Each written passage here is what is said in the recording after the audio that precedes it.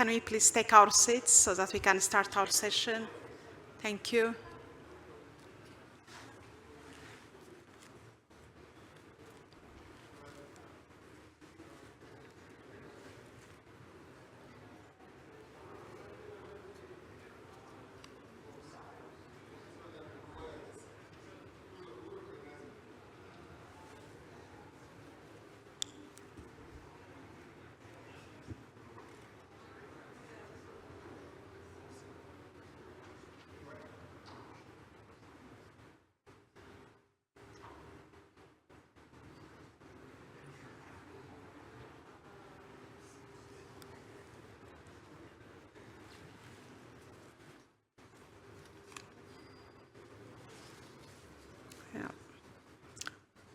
Good morning, good afternoon, everyone, participants here in this room and online.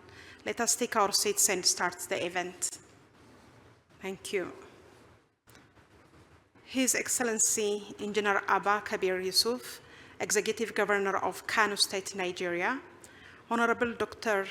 Danjuma Mahamoud, the State Commissioner for Agriculture and Natural Resources, Dr. Makoto Tanaka, President of Sasakawa Africa Association, ladies and gentlemen, all protocols observed. Welcome to this side event organized by the Sasakawa Africa Association in collaboration with the Islamic Development Bank, Basics 2, AGRA, TAAT, ISDB project, and Kano State. I am Ethiopia Taddesa, Head of Communication and Advocacy at Sasakawa Africa Association. I'm the moderator of the session. Today, we gather to explore emerging insights from mega initiatives that are driving food systems transformation across Africa. Food systems are integral to sustainable development, particularly in Africa, where agriculture is a cornerstone of economic growth and food security. The initiatives we will discuss today, such as the Islamic Development Bank funded Kano Agropastoral Development Project, Sasakawa Africa Association's initiatives supported by the Nippon Foundation, the Bill and Melinda Gates Foundation funded Basics 2, Technology for Agriculture, African Agricultural Transformation, TAAT, African Development Bank projects, AGRA projects in Nigeria, and the IITA projects, which represent critical investment in the continent's agricultural future. Ladies and gentlemen, without further ado, I will now invite Dr. Makoto Tanaka, President of Sasakawa Africa Association, for his welcome remarks. You are welcome, Dr. Tanaka.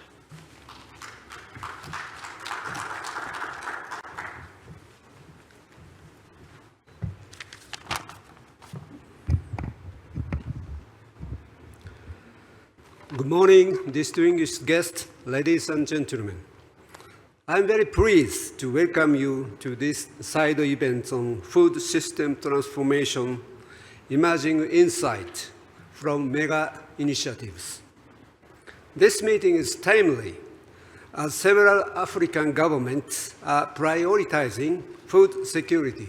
As a result, this subject is relevant as Africa mobilizes effort to feed its people amid increasing populations. Low productivities, a poor extension system, a poor market system, high input costs, and climate change have all contributed to the continent's agricultural challenges.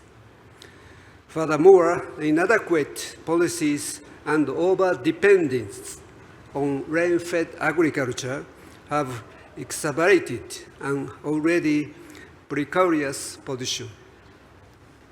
Despite the limitations that have held back the transformation of agriculture, few initiatives have demonstrated the possibility of agricultural revolution on the continent. In the last decades, international finance institutions such as the Islamic Development Bank, the African Development Bank, and other development partners such as Nippon Foundation, the Bill and Melinda Gates Foundation, and AGRA, as well as international organizations such as Sasakawa Africa Association, IITA, and related projects such as BMGF-funded Building an Economically Sustainable Integrated Cassava Seed Systems, Phase 2 Project, Basics 2, have made significant investment in agriculture. These investments in the form of grants and loans have facilitated progress, yet the extent to which they have transformed food system has not been thoroughly discussed and appreciated.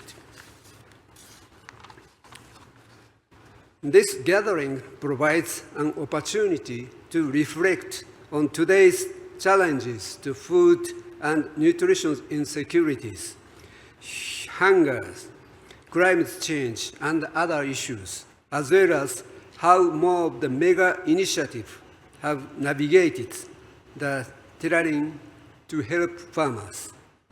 It is my belief that the lessons learned will help us to collectively or individually program our future investment opportunities.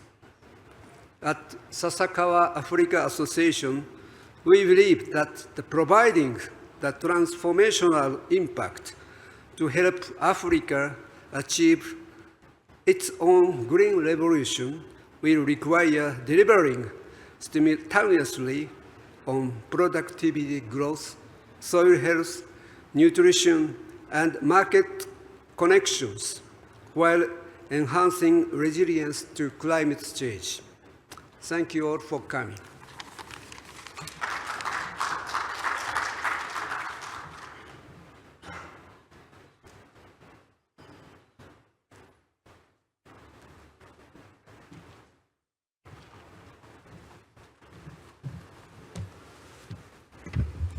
Thank you so much, Dr. Kitanaka, for the welcome remark. I'm now honored to invite His Excellency Engineer Abba Kabir Yusuf, Executive Governor of Kano State, Nigeria, represented by the State Commissioner of Agriculture and Natural Resources, Honorable Dr. Danjuma Mahmoud, for his opening remarks.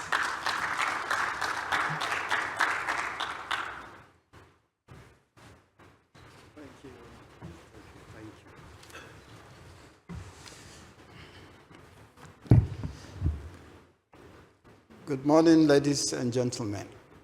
I'm standing here on behalf of the Kano State Governor, His Excellency Alhaji Abba Kabir Yusuf, and it's my pleasure to welcome you to this very event. And would like to express our gratitude to Sasakawa Africa Association for the technical partnership that we've been having with them over the last couple of years. They've been a very useful partners in helping our crop production and crop protection under the KSADP project. We'd like to appreciate the effort they've been making and the way they match their words with actions in terms of working with the farmers. The program they are involved in is the KSADP Kano Agropastoral program or project, which is, as mentioned earlier by the previous speakers, is an Islamic Development Bank project which come with its own partners like Bill and Melinda Foundation, as well as the LLF King Salman Foundation, as well as Qatar Fund.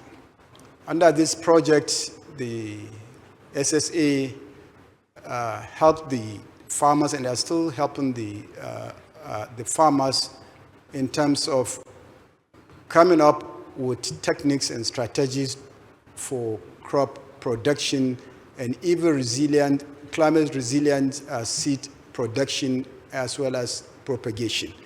And over the last couple of years, the effort they've been making really dovetail into the effort of the state government, which has in its own development blueprint a process of reaching to these farmers, especially smallholder farmers. The work they've been doing, as we've mentioned earlier, tallies with our own effort to open a lot of frontiers of cultivable land in the last couple of months. And we've seen results over the last couple of months, years, as I've mentioned. We've seen increment and crop, climate-resistant crop production and propagation. And in the selected crops, especially rice, maize, and sorghum, we've seen high increment, significant increment in terms of the production in the output of rice, maize, and sorghum, as well as millet across the farmers in the state. What we would like to appeal to SSA is to work with us in terms of cooperative formation.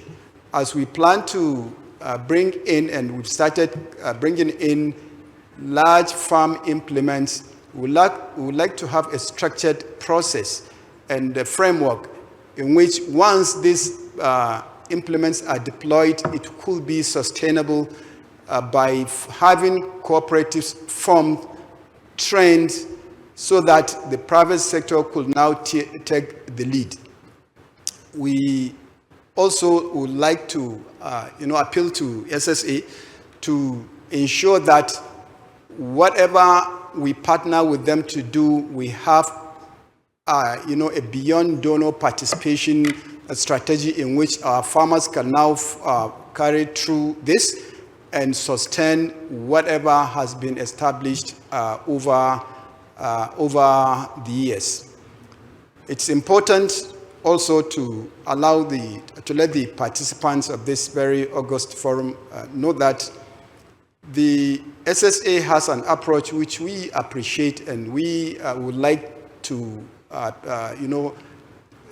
we would like them to continue to work with our extension agents outfit, that is the NADA that we have in Kano, to continue to take to the farmers, to the footstep of the farmers, to ensure that whatever process the project has in place gets into the to these farmers at the right time. And these linkages that we've been talking about in the last couple of minutes or hours, especially during the last presentation, we make it to come to stay as far as Kano State is concerned. Once again, thank you for the productive collaboration and cooperation, and we hope to partner in future projects going forward. Thank you so much.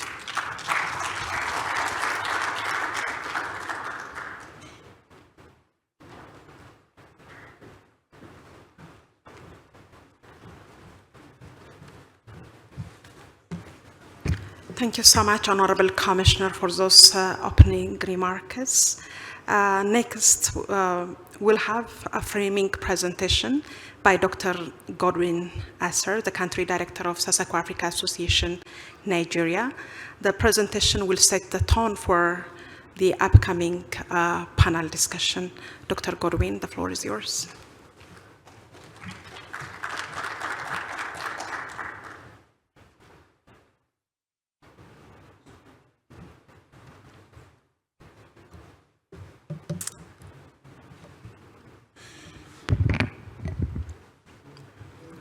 Good morning, distinguished ladies and gentlemen.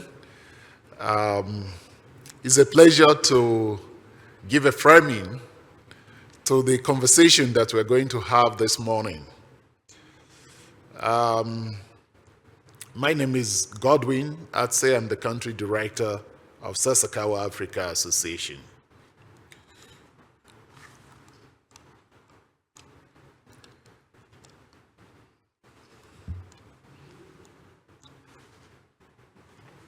Can I get some help? Okay. So, why agriculture in Africa? And why do we keep discussing about agriculture? And this is simply because agriculture is very important for us. Considering that Africa, poverty is a major development challenge in Africa. But if we look at the data that we have, we see that about 70% of the people that are employed in Africa, especially in rural areas, they are employed in agriculture. Again, if you look at the distribution, 70% of the people in rural areas, most of our population is in the rural areas, and that is what they really depend on. Agriculture also contributes about 20 to 30% of the GDP of most countries in Africa. So it means that if we target agriculture deliberately, then we'll be able to do what? To solve the problem of poverty and bring shared prosperity to Africa. And that's why the conversation keeps on revolving around agriculture. Let's see how we can fix agriculture. If we fix it, at least 60% of the problems that we face in Africa will be solved. And that's why we're here discussing this topic. Now, but agriculture in Africa, as we all know, just to put us in context, we see that productivity is a major issue, a major issue. So our farmers cannot compete because the unit production per area is low compared to other countries. Now, if you look at the data that is here, this is between India and Nigeria, for instance.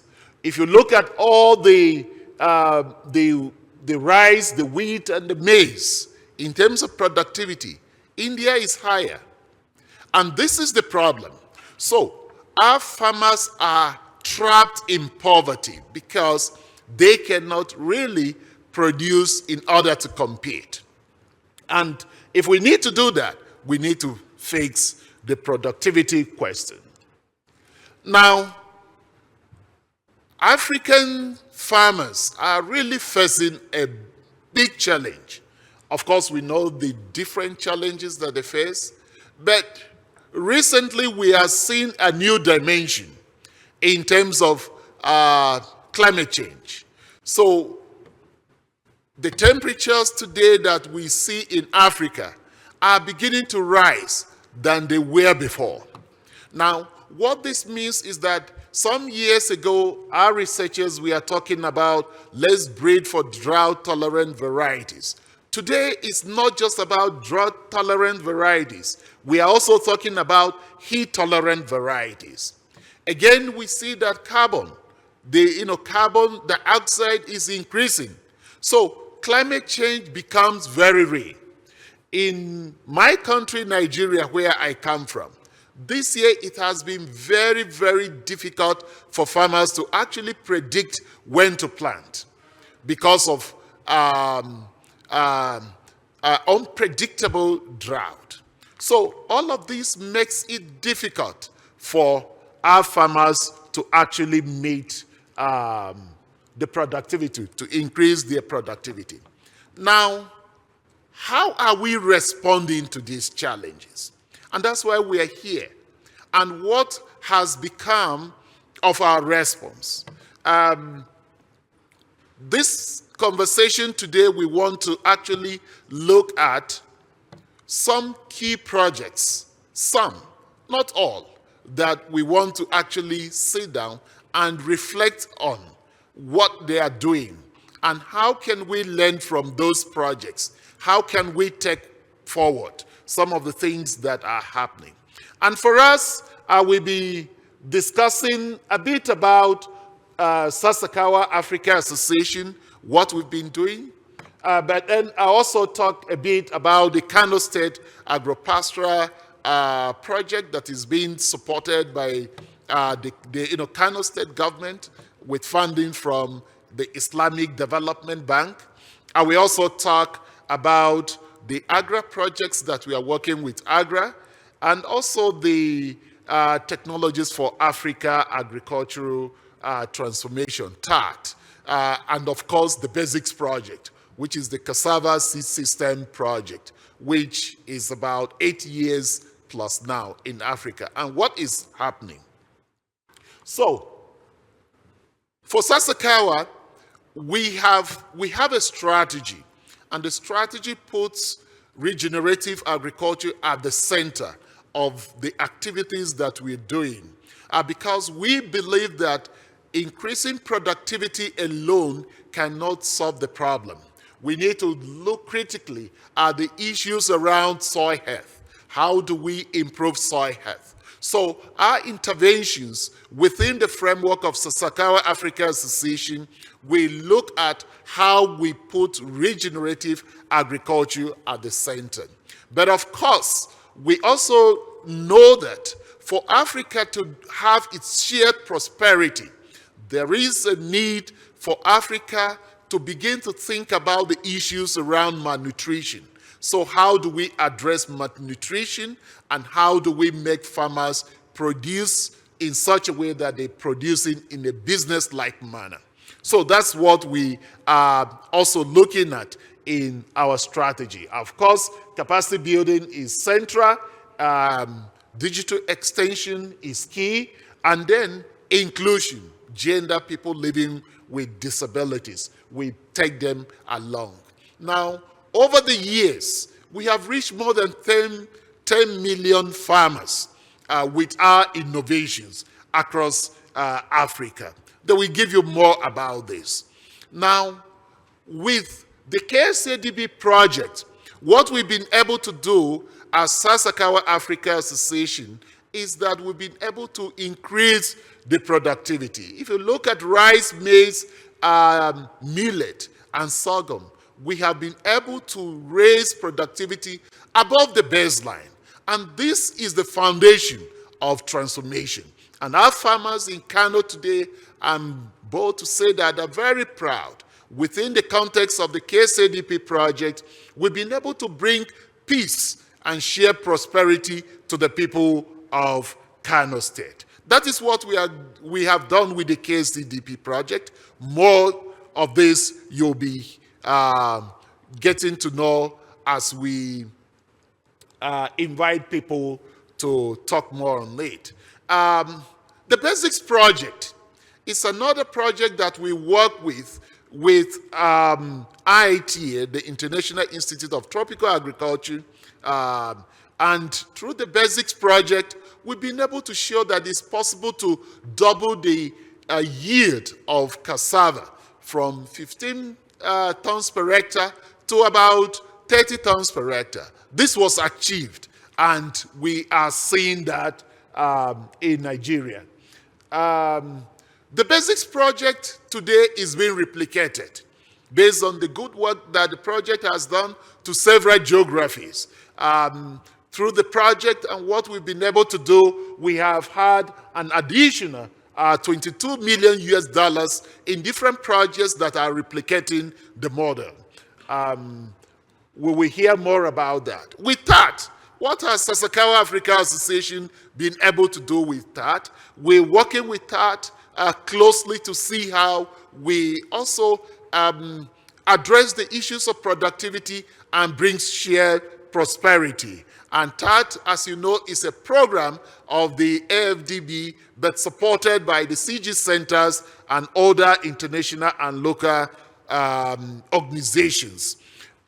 What are we doing with TAAT? Decarbonization is key. So currently, we are working with TAAT to decarbonize rice production in Nigeria, Ethiopia, and also in Benin. And this project is becoming very, very successful because we're looking at producing rice, but not just producing rice. How do we see how we address the other consequences that accompany rice production. Now, AGRA, Sasakawa Africa Association, has worked extensively with AGRA in different countries. And in Nigeria in particular, we were able to work with them in Kaduna and also in Niger State. And again, we have seen a lot of progress in terms of livelihood improvement, productivity improvement, and also soil health, which I'm sure during the conversation we are going to hear more from those that will be sitting on the panel. And therefore, so what? Why are we mentioning all these projects, and why have we selected them? We want to actually take a deeper dive into these different initiatives in order for us to have an understanding in terms of lessons that we can learn from these initiatives. What were the success factors that we can learn so that we don't reinvent the wheel? What areas need improvement? We need to look at that. And then how can we actually replicate and how can we sustain this momentum so that we can be able to transform agriculture in Africa? This is the heart of the reason why this side event is being put together for us to discuss these issues from these different dimensions. I'd like to thank the Nippon Foundation that has consistently sponsored and supported Sasakawa Africa Association, IITA, Basics 2, AGRA, Bill and Melinda Gates Foundation, the African Development Bank TAAT, and the Islamic Development Bank for supporting us. Kano State has been an excellent partner in this journey. And today they are seeing the benefits of agricultural transformation. Thank you so much for listening. This is the framing that I put together. I'll be inviting Ethiopia to come and lead us into the panel session. Thank you so much.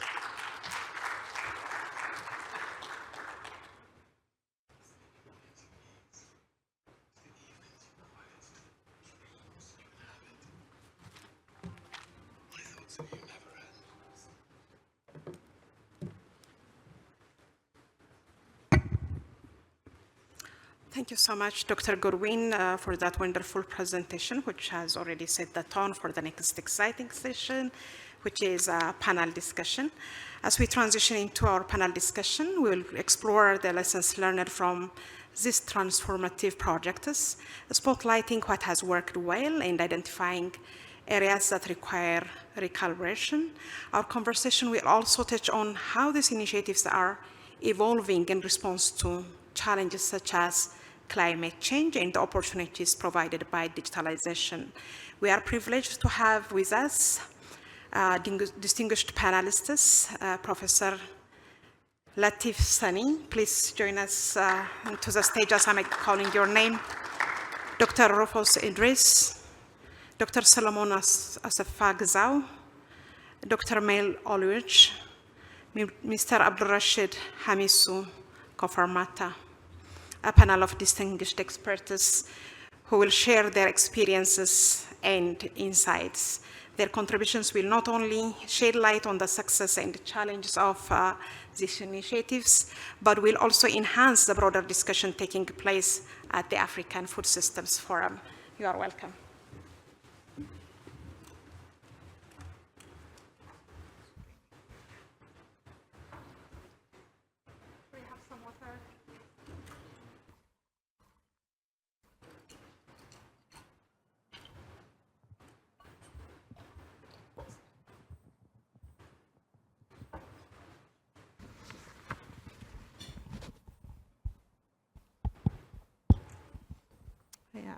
Distinguished panelists, thank you so much for joining me here. Now I will provide the opportunity to each one of you, starting from my right, left, to introduce yourself and a brief about the project that you are implementing, as well as the major lessons learned from your projects. Thank you so much. So we start with Professor Sani. Well, thank you very much. I want to thank Godwin for hosting this event, and I want to thank everybody. The National President, Nigerian Farmers Association of Nigeria is here, and DG NABG is also here. These are some of our senior colleagues from Nigeria, Chief Mrs. Adetunji, and everybody. Now, in premise of building sustainable and economically profitable cassava seed system, like Godwin said, is purely sponsored by Bill and Melinda Gates Foundation.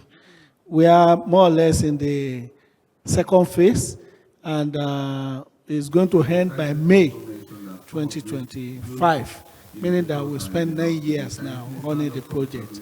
A couple of millions of dollars. The current one is about $14.8 million, and it's for Nigeria and Tanzania. And what is the idea? The idea is building from the breeders, strengthening the foundation seed companies, and hunting for commercial seed producers. As I'm talking now, we have more than 1,000 commercial seed producers, both in Nigeria and in Tanzania. And the project is now scaling to different countries. Recently, we just started another project with Feed Salon in Sierra Leone through the World Bank, and EU project in Liberia. Thank you very much. Thank you so much. Good morning, everyone. My name is Rufus Idris. I'm the country director for AGRA in Nigeria. So AGRA, formerly known as Alliance for Green Revolution in Africa, was set up actually to help revolutionize the agricultural sector in Africa at the time. But now we see that it's a more complex situation, a more complex case, that it goes just beyond agriculture. Now it goes to the entire food system transformation. So for many years, we've been very, very strong partners with African government, private sector partners, and organizations like Sasakawa that were in here, collaborating here today in the process. And also we've worked with a lot of donor organizations as well, like the Gates Foundation, Rockefeller Foundation, and USAID, KFW, and the likes that we've tried to transform things. And the major focus is mainly how do we help put the African farmers in the center of that food system transformation for Africa, and how we can address a lot of the challenges that is coming around within that space. So I look forward to the discussion where we can share some more insight. Thank you. All right, thank you. My name is Mel Oloch, the Director of Strategic Partnerships with the Sasakawa Africa Association, based in Ethiopia. Over the years, for over 30 years, we had very consistent funding support of anywhere from $8 to $10 million every year from the Nippon Foundation to allow us to engage in activities in Africa that has been a major turning point in agriculture transformation in quite a number of countries. And we are proud to be able to represent the Sasakawa family in this noble endeavor in creating development aspects which have very important impacts on the livelihoods of African farmers. Thank you very much.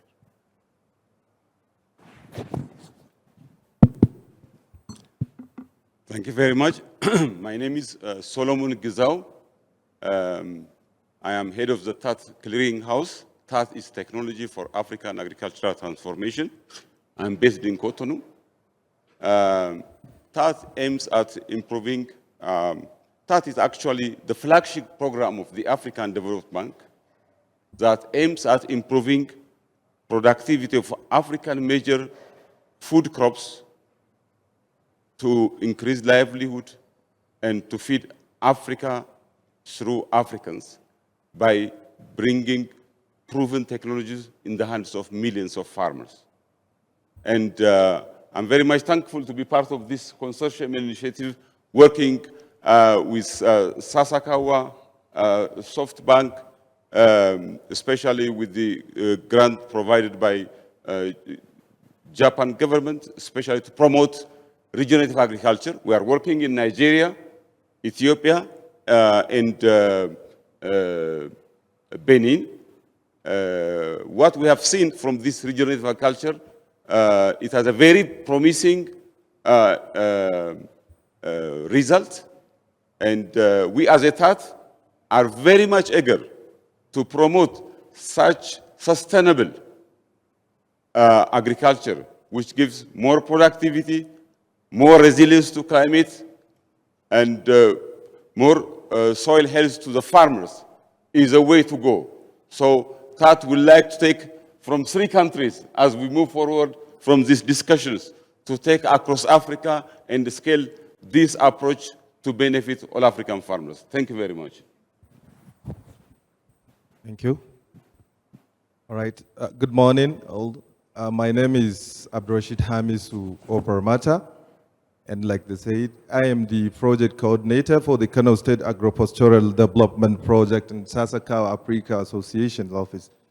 I think the Honorable Commissioner and the Country Director have already done justice in terms of giving the background of what Kano State Agropastoral Development Project is and the role of Sasakawa Africa Association. I think in this context, I would like to quickly go into the lessons line that you have asked so that at least we can talk briefly on it. Under the Kano State Agropastoral Development Project we implementing, we really understood the importance of the context-specific solutions. We clearly see that for interventions to be successful, those interventions must be tailored to the unique needs and specific challenges of the local communities. And secondly, involving key stakeholders, those from the upstream, where you have the farmer and farmer cooperatives, down to the midstream subsector, where you have the relevant government agencies, NGOs and the CBOs, to the downstream, where you have the key private sector player, is essential in ensuring interventions are not only implemented, but they are also sustained over time. And other critical lessons we have learned that enable us to achieve the success is the need for a robust monitoring and evaluation system that allows real-time feedback. And this feedback loop helps a lot in actually allowing adjustment and alignment throughout the project life cycle. And this helps a lot in achieving the desired result and making the intervention to be impactful across the communities of intervention. So I think briefly, these are part of the lessons learned we have actually recorded under the project, and we believe they are the major driving points or driving factors that enable the project to achieve the success. Thank you. Thank you so much, Hami. So let me come back to Dr. Solomon. Please tell us, how has the TAAT initiative leveraged technology to enhance agricultural productivity in the regions you have covered, and how you have supported farmers in adapting to climate change? Thank you. Thank you very much. As I said, TAAT is a big Africa-wide initiative. It's a continental initiative, and is a consortium of 11 CG centers, advanced research institutes, governments, and private sector. And the whole purpose is TAAT is vetting and taking proven technologies that are evidence-based, that have shown success on the ground, to be taken to scale. And how are we doing this? As you rightly asked, we are working with the African Development Bank mainly, and currently also with the Islamic Development Bank. We are expanding to link technology with large-scale investment. The African Development Bank, Islamic Development Bank, World Bank, IFAD, they are investing millions, billions of dollars in agriculture in Africa. But most of these investments are not linked to technologies. As a result, the investment that is going to countries are not trickling down to show a real productivity change, income change in the farmers. So what TAAT is doing, we are participating in the design phase of these large-scale investments in all countries, and we make sure that technologies that are proven, that have shown success, to be part of the project design, and through the consortia working with CG centers, Sasakawa, and all national and private sector partners, we provide technical assistance to scale it to millions of farmers. We believe this is the way out to solve the aggravating poverty and also address the issue of climate change. And we are so much interested in the project that we are working now with Sasakawa and SoftBank to make sure that not only increase productivity, but also create a resilient climate in which farmers can produce sustainably by improving the soil health and also by providing a decision-making tools in which farmers can become more productive and agriculture becomes a wealth creation for African instead of a way of living in African countries as we see today. Thank you very much. Thank you, Dr. Solomon. Dr. Mail, I'm coming to you. Can you share with us the most significant outcomes achieved through the Nippon Foundation grant to the Sasakawa Africa Association? Okay, thank you very much. We've seen a lot of impacts created through the support of the Nippon Foundation to Sasakawa in Africa. Some of the most significant is increased agriculture productivity, where we've seen very significant enhanced crop yields, adoption of improved technologies, because we work at the grassroots level with farmers to be able to do what we do. Capacity building and training is another significant impact that we've had. We work with 32 universities in Africa, which has been supported through Nippon Foundation funding to be able to train agriculture extension personnel and other high school students coming into the university system in a specialized program to enhance skills in extension. And this is done at diploma, bachelor's, even master's and PhD level. And these are the teams that we work with across Africa to be able to generate the technologies, to be able to generate the models that we use and scale them up to be able to support and scale up the technologies which are coming from different national and international research institutions. We brought in inclusivity into the system to empower women, youths, and people with disabilities. This is a group which needs a lot of support. We are working with them through this Nippon Foundation support. Reduction of post-harvest losses has been very significant in Africa in terms of improving post-harvest management and, of course, promotion of value addition. We've seen a lot of strengthening of food security and nutrition through diversification of crops and promotion of biofortified crops at different levels, development of market access and value chains, promoting of sustainable agriculture practices, including regenerative agriculture, and scaling impact across multiple countries in Africa to be able to drive the process of agriculture transformation. So all this through Nippon Foundation funding, we've been able to have significant impacts and accomplishments which are very much recognized by some governments in African countries where we put a lot of focus. Thank you. Thank you, Dr. Mail. Coming to Dr. Rufus. What have been the most impactful intervention by AGRA in Nigeria in terms of improving agricultural productivity and food security? Thank you. Thank you so much. I would like to share that some of the most successful intervention in Nigeria supported by AGRA has been the consortia model, which the country director of Sasakawa shared earlier. It's actually a model that brings together both people in the private and public sector to work together towards achieving a common goal in solving agricultural issues in Nigeria. And we currently have 3 of those. We have the Niger Consortium, we have the Kaduna Consortium, and also have the Gender Consortium as well, looking at the issue of building farmer resilience, enhancing or improving productivity, increasing income of the smallholder farmers, and some other issues, addressing the issue of climate change within that space as well. And in doing that, what we've seen is that for the period of implementation and for the geographies where this has been implemented, we've seen farmers, more than 1 million smallholder farmers that have been impacted by this work. And what are the critical areas of impact that we've seen? For instance, we've seen 53% of those farmers adopting improved practices, improved innovation and technology to help them enhance their productivity and income. And in doing that, we've seen, for instance, in the maize value chain, that farmers that have adopted those new improved practices have been able to move their yield per hectare from about 2 metric tons per hectare to about 4 metric tons per hectare, and also on an upward trajectory as well.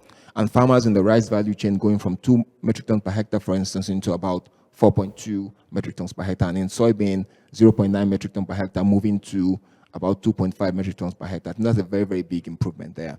And also, we've also seen a major progress in the extension agent to farmer ratio, which is a very, very big issue. We know the critical issue around the extension in Africa and also in Nigeria, importantly.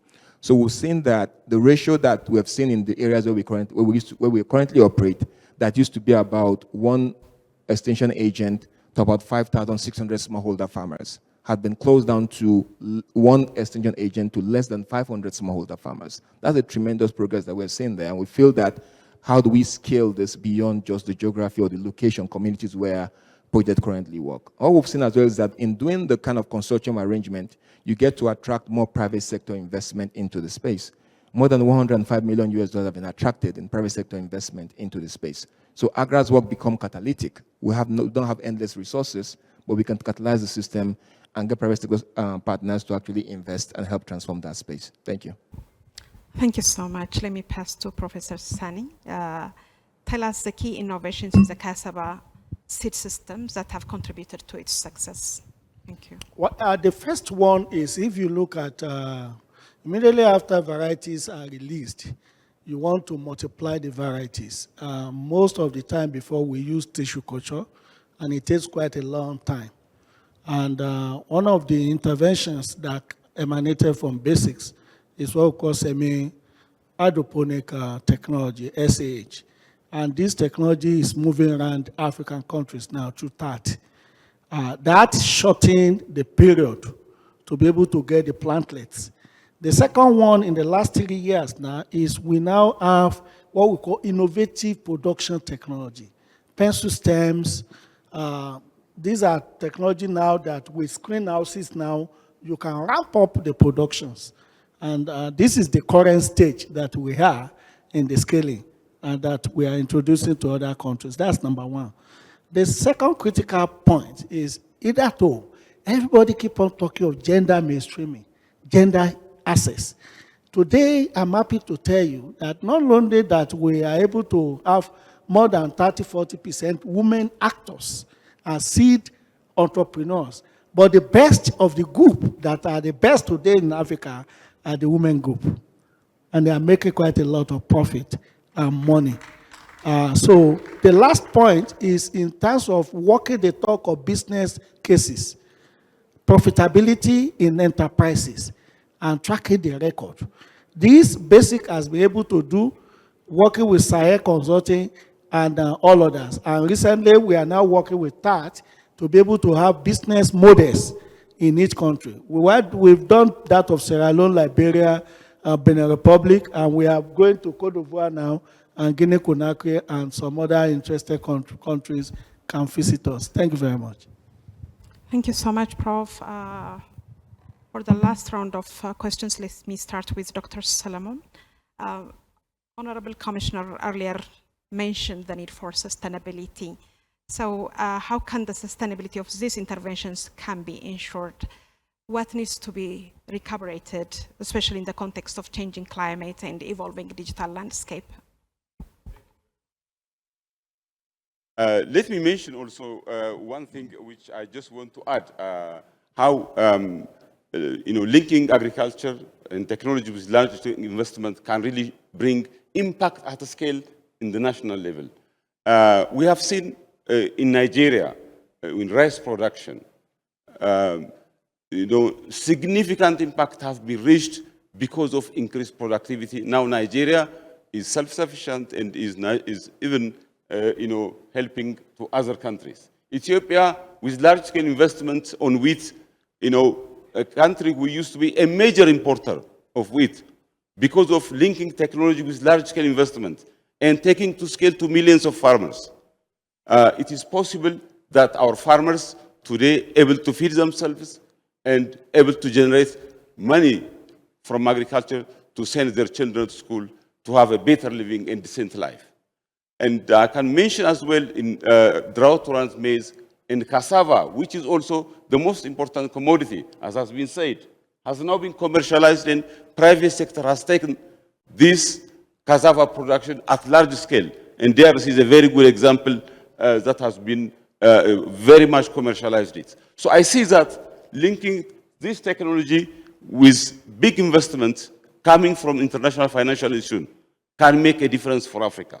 Having said this, with the point which you are now pointing, for example, let me take in Benin, the decarbonization of rice, which we are working with Sasakawa and SoftBank.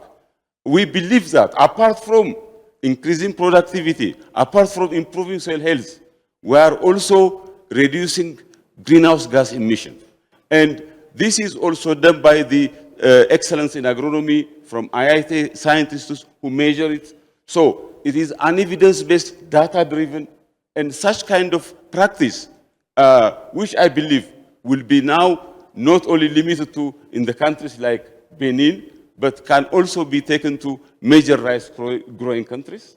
And the good region of agriculture also that we are living today, I believe will be the future that we can scale out throughout Africa to make agriculture a sustainable food system in Africa. Thank you very much. Thank you so much, Dr. Solomon. Hamid, so let me come to you. How can we ensure the sustainability of the KSDP project? What needs to be recalibrated?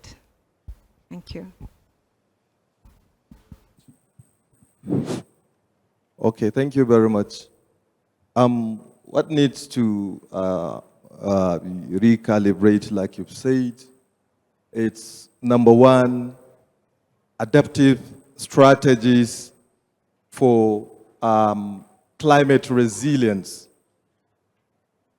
We know that climate change is a very serious menace that despite the robust intervention, it affects the crop productivity due to unpredictable weather conditions, such as drought and floods. This usually causes crop failure and even change the plant pattern. It also exacerbates pests and diseases outbreak. It's an area that needs recalibration. The second area that also needs recalibration is area around digital transformation and technology integration. Farmers face difficulties accessing digital tools and technological solutions, most especially as it relates to improved agricultural practices, even though there are certain interventions in it, but I believe we need to do more to recalibrate that area. And also for strengthening, we need to have certain measures that would help to strengthen monitoring and evaluation, because narratives need to be aligned with the design objectives. There is a need for those adjustments, like I said, because of certain factors that will be keying in while delivering the solutions down to the communities. So making sure that there is that digital transformation and a robust climate smart adaptive strategies, I believe there will be a light at the end of the tunnel, and the recalibration can be achieved within the cycle of the project's implementation. Thank you. Thank you so much, Hamis. So let me remind our distinguished panelists that I'm posing the same question for the rest of you, but let's not repeat when the issue, if the issue is already raised, because I want to give the opportunity for the room to pose some questions. So, Dr. Rufus, what do you say about this? What should be done in terms of sustaining AGRA initiatives in Nigeria in particular, and then what needs to be recalibrated? Thank you. Thank you so much. So the good thing that just happened is that we are just recalibrated. We just completed AGRA 2.0, and we have our AGRA 3.0 strategy. And what are the critical things that we're looking at there? First, we realized that it's important to look at the political economy. There's nothing that you do, there's no perfect design that you bring to the table without aligning that with the political economy of that particular country. Even at the subnational, then you're bound to fail because policy have effect on what you do. Government intervention, government pronouncement, and government focus have impact on that. So we've been able to first align all that we're doing with government priority in the country to ensure that we can get that buy-in and we can get the support and we can also leverage within that space. The other part is also a strong focus that's happening across Africa. About 12 million young Africans go into the workforce yearly. And we want to transform the agricultural sector, which is the sector that holds the whole biggest potential for young people to get jobs. So what we've calculated is that the focus with the support of MasterCard Foundation is that can we focus more on getting and creating jobs for more young people? So within the next 5 years, AGRA is committed to creating 3 million jobs for young Africans within that space in the agricultural sector, which is even more pronounced, for instance, in Nigeria. The other part is we've seen recently the issue of food insecurity in many countries and malnutrition. Very severe in Nigeria, where I'm from. Food inflation went above 40%, and the government is currently disturbed to see what do we do differently. So attacking and addressing the issue around systems, not just one-off interventions. We're also looking at the systems, how we're addressing around the seed system, sustainable farming, how we're looking at the soil health issues, how we're looking at issues around policy, how we're looking at the issue of even inclusivity, issue of market, issue of trade, issue of finance. Look at the systems. And in building the systems, you also build the local capacities that ensure sustainability beyond the agri investment in the state. And the last one, Hamisu mentioned it, is climate change. So the transforming food system, it's a very complex situation, and also it's a very dynamic, changing daily. So we have to ensure that we have adaptive system in place, which is what we're doing, to ensure that you adapt as you go to issue of climate change, extreme heat, flooding, drought, and the likes happening. Thank you. Thank you so much. The AV team behind the room, there is sound coming in. Please try to handle it. Thank you. Prof. Sani, I'm posing the same question to you in terms of sustainability and what needs to be recalibrated. Thank you. Why the critical point on sustainability is private sector ownership. And that's why Basic 2 do much now on strengthening the National Association of Cassava Seed Networks. This is very important, and we are also integrating them with existing African seed associations and all other existing groups. That's number one. The second one is integrating the regulatory agencies, national seed councils in each country. Of recent, we brought 7 of them to Nigeria. From Rwanda, Ethiopia, they visited the country and share learning experiences with the National Seed Council in Nigeria and see what we did with the issue of e-tracker and some of the diagnostic structures and schemes to be able to adapt it. That is helping us because now the Association Seed Network, the regulators are there. And the last one is the financial institutions. And this is where some of the capital institutions funders now are directly funding the seed producers themselves in terms of equity funding. The CBN Nigeria is there and also in Rwanda here. So those are the 3 key points I want to say. Thank you very much. Thank you, Prof. Dr. May, would you reflect on the same question? Thank you. Yeah, consistent funding from the Nippon Foundation has allowed Sasakawa Africa Association to recalibrate in many ways. We do this every day on a yearly basis through a need-based approach because we work at the grassroots of farmers. We only scale up innovations and technologies which the farmers need to be able to drive the adoption effort. So we are constantly recalibrating, not only that area, but also in the capacity building set, constantly changing curriculum to adapt it to the needs of the end users, who are the farmers. So the universities that we work with, we are constantly changing the curriculum and adapting it to the needs, to the current trends in agriculture development in Africa. You know, one of the foremost key areas where we focus on is the post-harvest sector, where we are constantly recalibrating by introducing the private service provision model to bring in jobs and create jobs at the rural level in the post-harvest sector, bring in agriculture machinery, mechanizing Africa, reducing that labor drudgery. This has served a very significant effort in bringing youths and women into the agriculture arena. But not only that, we are doing all this through a farming for business approach to ensure that these critical groups engage in farming as a business enterprise.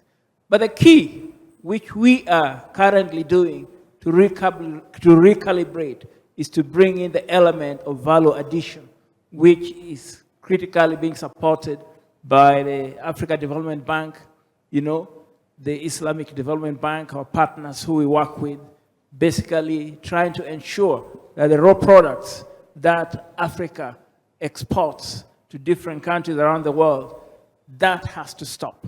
We have to carry out value addition within Africa, and even at the local level, at the simplest level, to see how best we can use these raw products, add value to it, let the farmers get more money from what they're doing. And this requires investments.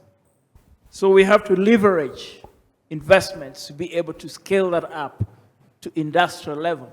And that's why you're working very closely with the Africa Development Bank, the Islamic Development Bank, with AGRA, Bill and Melinda Gates Foundation through Basics 2, to try to bring these aspects into the critical situation at the level or at the grassroots level to have farmers be able to earn more than they've been doing. And this is what we are working on, and we'll continue to liberate on the partnerships that we have to make sure we have successful outcomes. Thank you. Thank you so much, Dr. Mail. Now this is the opportunity for participants in the room to ask questions and remarks. I take 3 questions. I see one hand there, 2, 3. So please introduce your name, which organization you are from, and please keep your questions brief and directed to a particular member of the panel. Thank you. Thank you very much. Maybe mine would be a general question that could be answered by any. My name is Sadiq Kasim. I'm from Nigeria Agribusiness Group in Nigeria. First, maybe an observation. Well done to all the participants and all the organizations that have done great jobs in promoting agriculture and the food systems transformation. My concern really is we need to start looking at graduating these farmers that we have forever condemned as smallholder poor to bigger people. What are the strategies for scaling them up, whether apart from in terms of productivity, but in terms of land holding, in terms of their capacity to do greater things? Because for us to adopt technology, we need to be higher in terms of scale. So this probably is a bigger question. Thank you. I mean, a general question. Thank you very much. Thank you. Great question. Number 2. Thank you. My name is John Adbola. I lead the Kano Agricultural Foundation. My question is directed to Idris. You mentioned critically that you're going to create 3 million jobs over the next year. How exactly do you intend to do that? Because I know most of the concentrations has always been on primary production, right? And when you looked at the ecosystems of entrepreneur in Africa, it's a bit challenging. if most of the funders these days do a mini grants, give 5,000 US dollars to young people to establish, by the time you even cough like this, the entire $5,000 is gone on just setting up your business and nothing to really sustain it. So what's the intention? How do you intend to achieve this number on a much bigger scale for the next years? Thank you. Thank you. Number 3. It's here.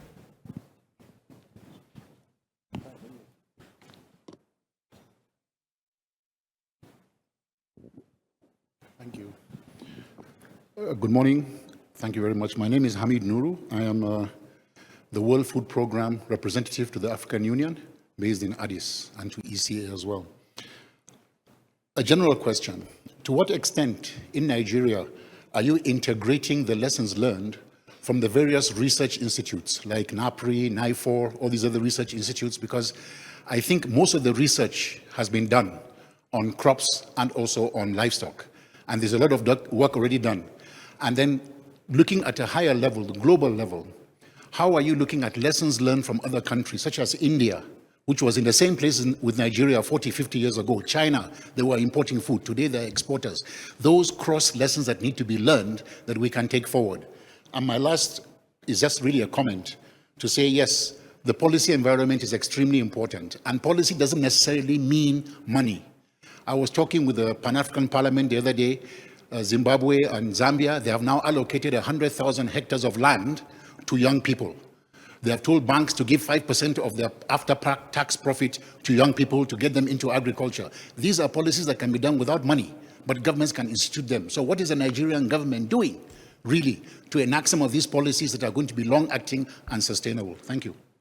Thank you so much.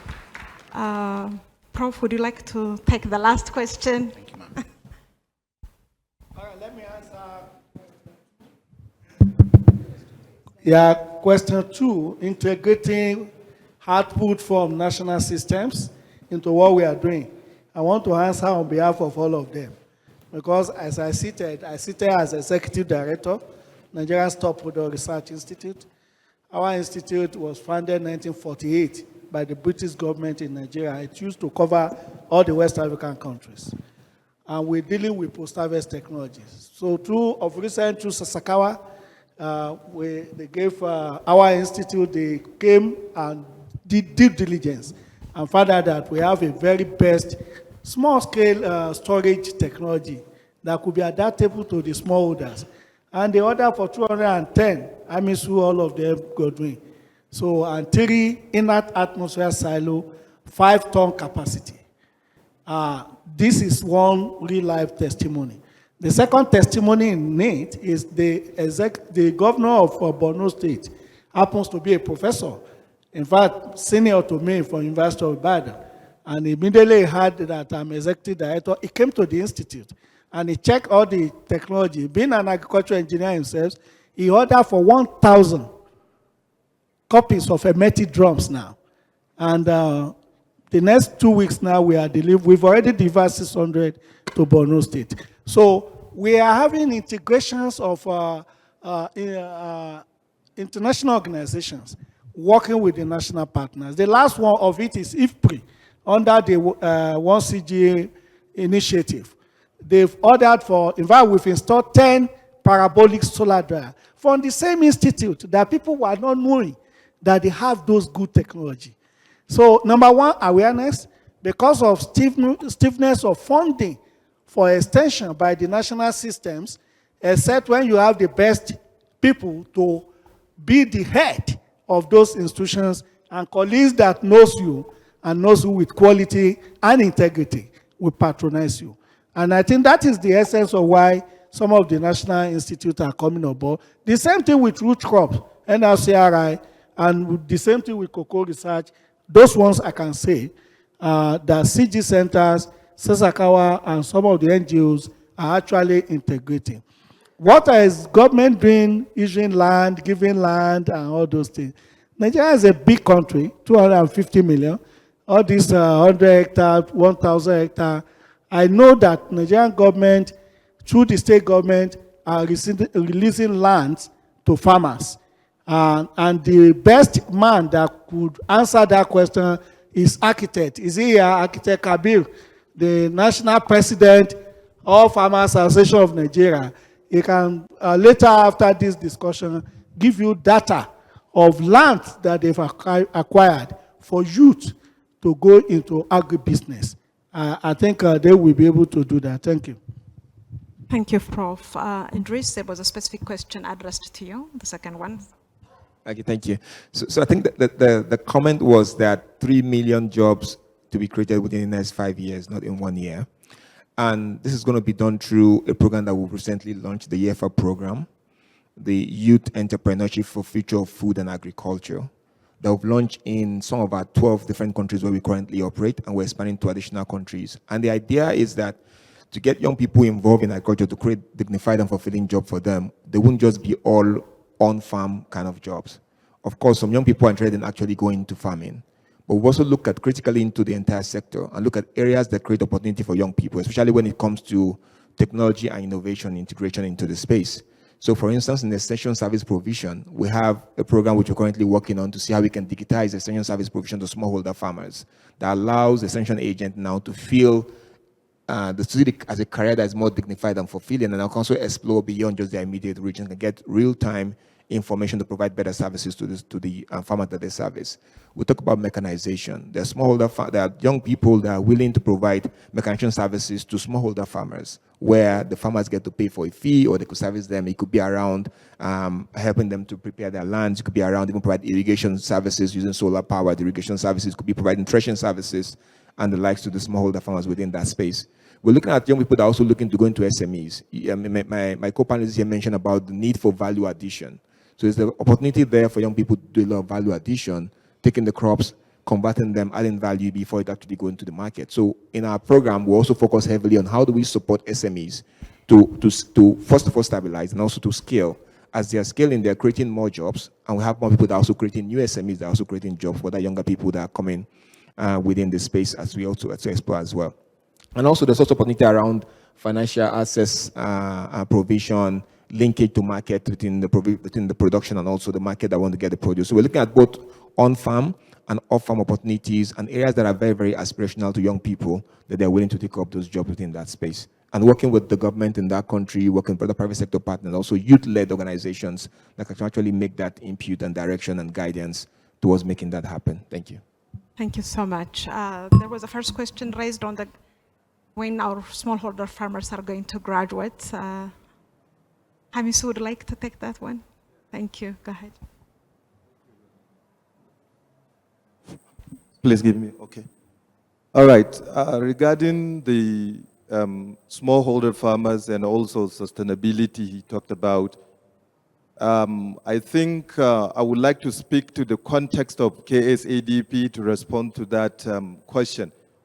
The fundamental thing to do, I think, it's enhance stakeholder engagement and making the investment to be a kind of private sector driven, market driven investment where the communities of intervention are actually brought in to understand the objective and also to be linked with the private sector key players to understand the dynamics and also play along at all levels.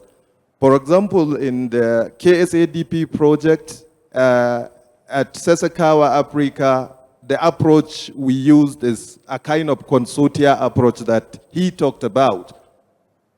We brought in 2 research institutes we're working with and 8 indigenous seed companies in the aspect of the seed system who are working with community-based facilitators and a model that we call community-based seed multiplication in order to strengthen seed system within the community.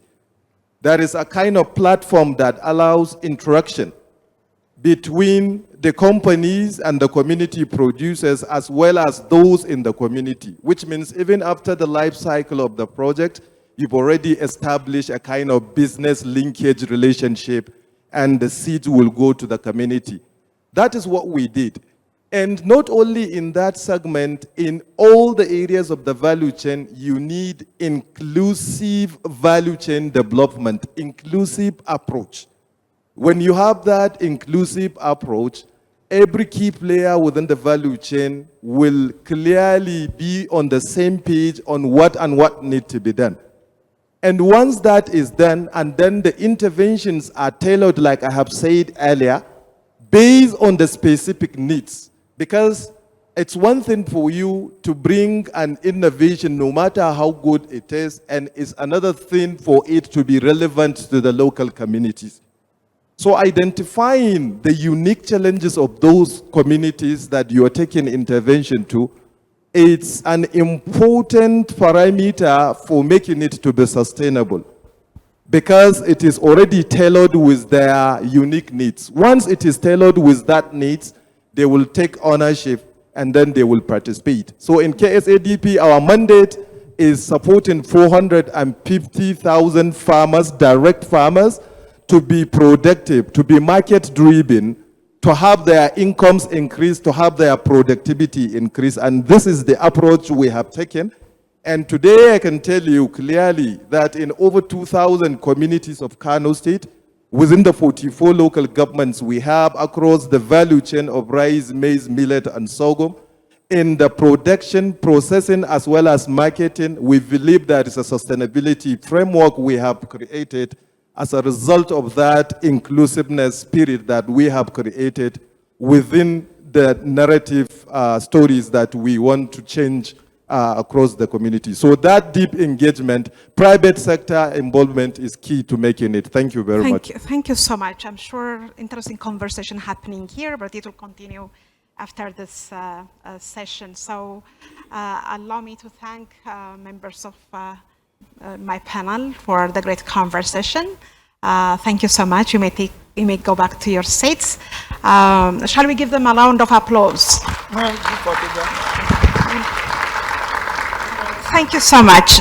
Next to this, we have two goodwill messages from Lawrence Kent, Senior Program Officer with Bill and Melinda Gates Foundation. And we have also another message from Dr. Baila Kazim, who is a Senior Agriculture and Food Security Specialist at the Islamic Development Bank. Since we have a pre-recorded message, I will request the AV team at the back to be me. Thank you.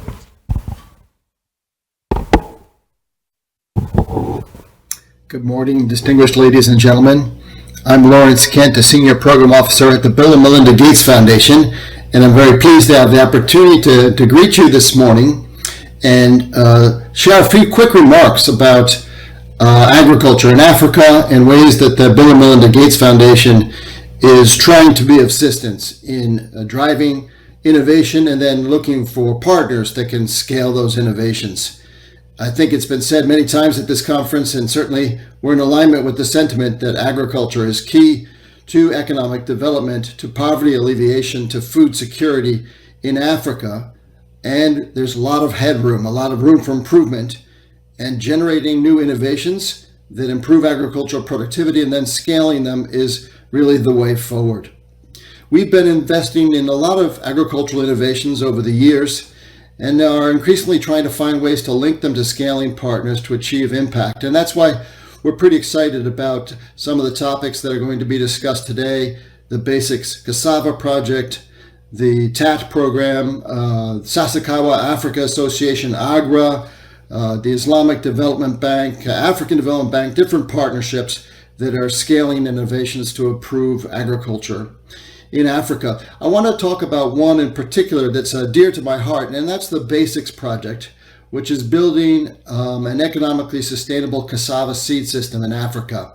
And this is an effort that's been piloted in Tanzania and in Nigeria, and it really took on a very big challenge, because for many, many years people said that farmers will never pay for planting material of cassava because it's vegetatively propagated and they can provide it and access it for free by saving it or just borrowing it from their friends.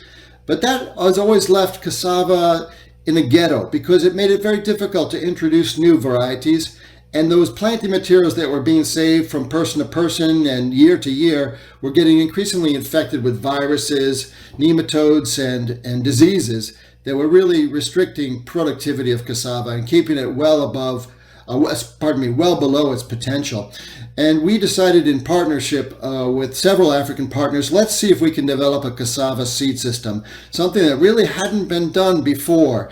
And we wanted to say, why don't we pilot it and see if farmers are willing to pay for cassava planting materials, and if so, can entrepreneurs make money producing and selling those planting materials? And I have to report that this program has been very successful. And we found out very quickly that yes, farmers are willing to pay for clean planting material of cassava if they can get the right varieties that are true to type and disease-free material, because they know and they've learned that such material really can dramatically improve their yields. And a small investment in buying planting material can pay off in big returns and improved yields, improved food security. We've also found out that entrepreneurs can make money by multiplying and selling cassava stems. And now there are over 1,000 such cassava seed entrepreneurs operating in Tanzania and nearly 1,000 operating in Nigeria. And they actually make money by multiplying and selling stems of improved varieties to other farmers. And they produce in such a way with isolations and sourcing good early generation cassava stems that they have disease-free material. And this material now has been shown to yield 80% higher yields than farmers saved planting materials while holding the same variety constant. And we've also found that this system is a great way to get the new varieties that are coming out of breeding programs, often partnerships between IITA and national programs, to deliver new and improved, higher yielding, more nutritious varieties of cassava. It's really been a very successful story, and we're proud of it, but we want to see it scaled. And that's where partnerships with others, such as the TAAT and national governments and others who want to invest in the replication and duplication of this system, have that opportunity. And we're seeing that increasingly now with this cassava seed system model being replicated here in Rwanda, in Kenya, in Congo, and in additional countries. There's a lot of interest even in places like Gabon and Angola. And so we're really happy with the way this has gone, and we see it as a good example of agricultural innovation that's linked to scaling partners. I think I've gone on for a bit too long, but I just want to thank everybody for being here and thank particularly Agado and Atzer for inviting me to share a few remarks. We wish you success in this meeting. Thank you.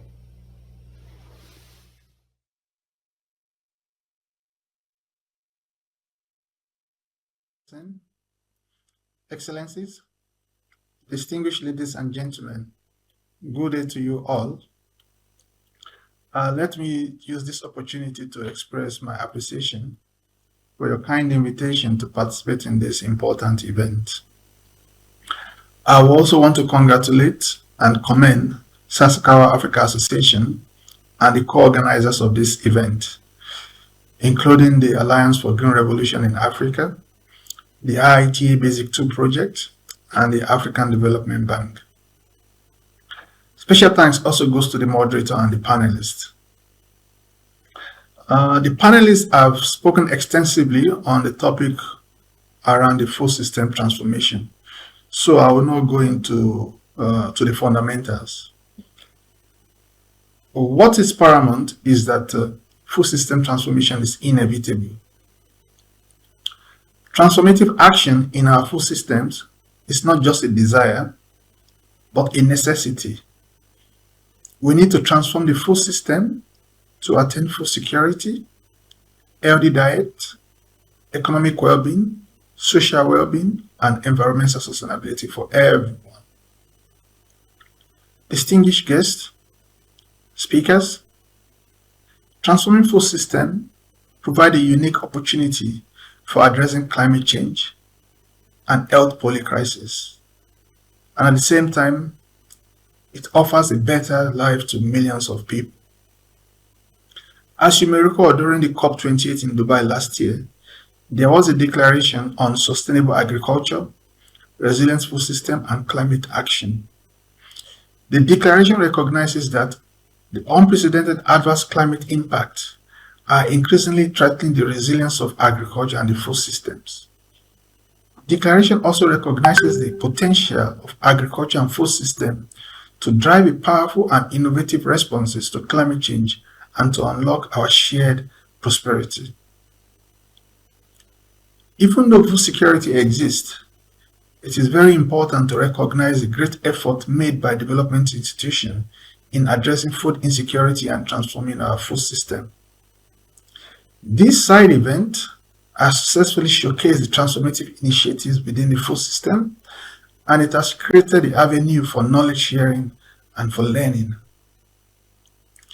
Distinguished guests, speakers, it is pleasing to hear about the great work done under our various initiatives, such as the Kano State Agropastoral Development Project, the Technology for Africa Association Transformation, the AGRA project in Nigeria, and the Cassava system in Nigeria and Tanzania. With this momentum, food security will become a thing of the past. Today, we have heard about successful models that are improving the food system. I believe we are more aware of the contribution of the development organization to improving the food systems in our various countries.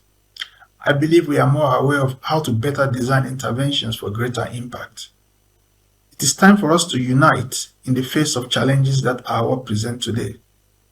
By standing together, we can overcome these obstacles and create a brighter and more sustainable future for all. Finally, let me again commend the organizers for this timely event. I wish every one of us a fruitful summit. Thank you.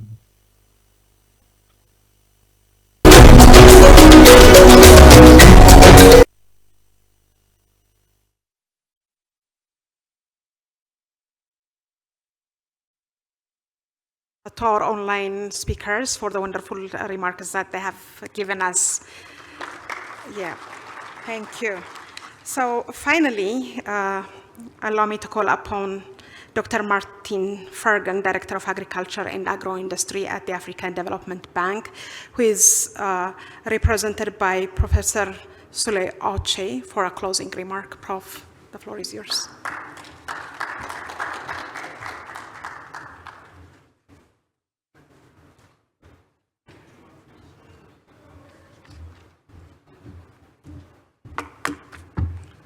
Okay.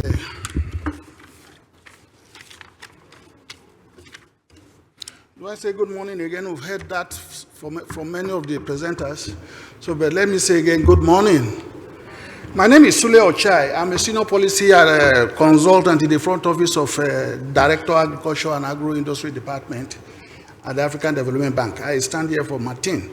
And Martin sends his greeting, but he's somewhere in the sky there. I don't know where he is now, but he's on his way coming. He sends his apology that he's unable to come to meet to make this closing remark. So I'm here for him. Anyway, all protocols observed. Don't be offended. Don't be offended. All protocols observed.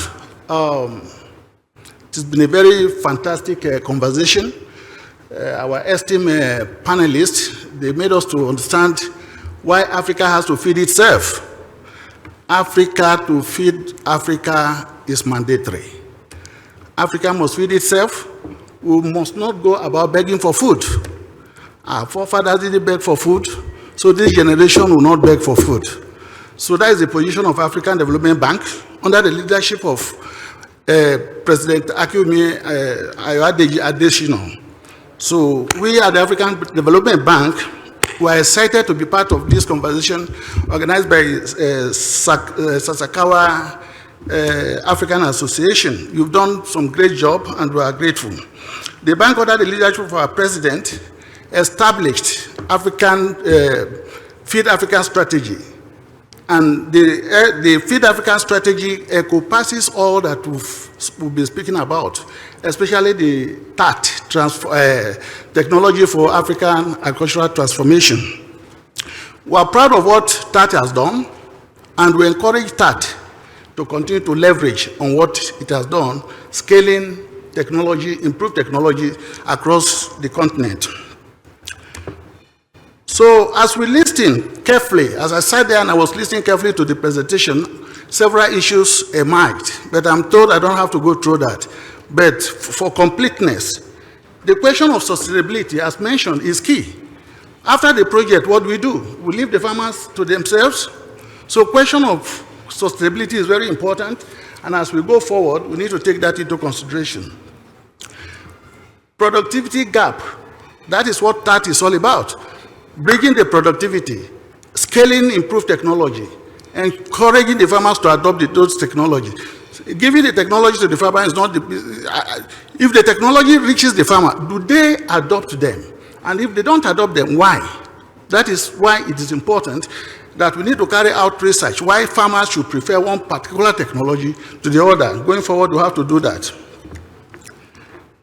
Regenerative agriculture, as mentioned by the panelists, the soil and the fertilizer, they have to marry. There's a marriage between them. Fertilizer needs soil, soil needs fertilizer. And without these two, agriculture will not move forward in terms of productivity. The basic, as presented by Professor Latif, that is important. Without seed, no agriculture. So it is important, therefore, that we need to scale seed. We need to extend seed to our farmers so that they can adopt and then increase their productivities and yield.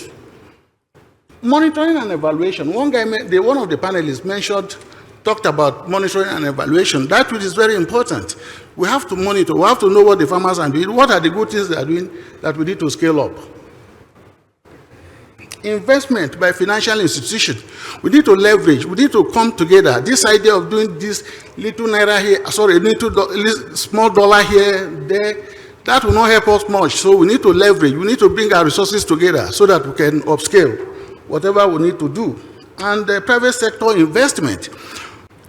The government cannot do it on its own alone. So the private sector needs to be leveraged. And how do we do that? We need to create an enabling environment for private sector investment so that they can flourish and invest in the agricultural sector. Somebody mentioned about post-harvest losses.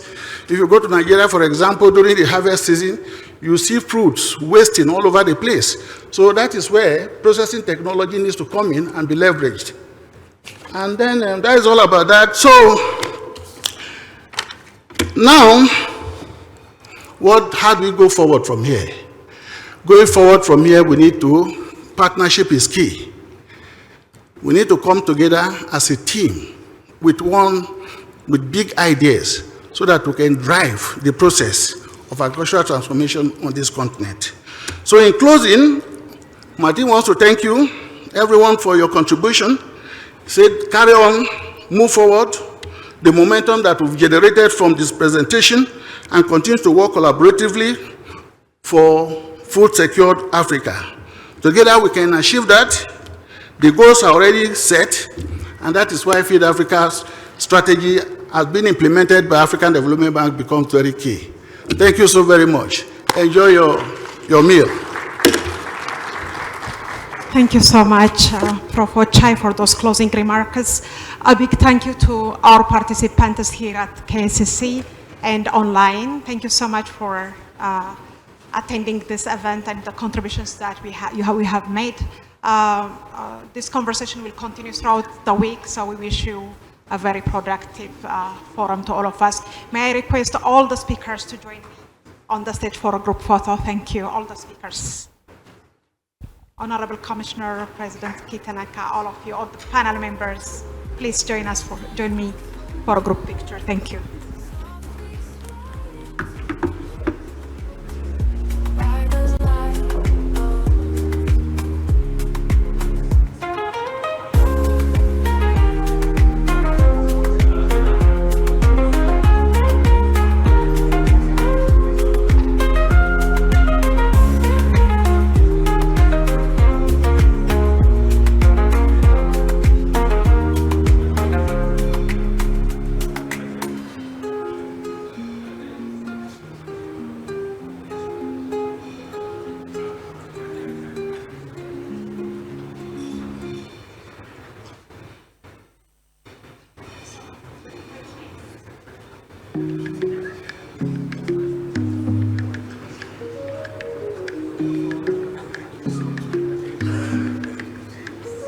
Under wide open skies,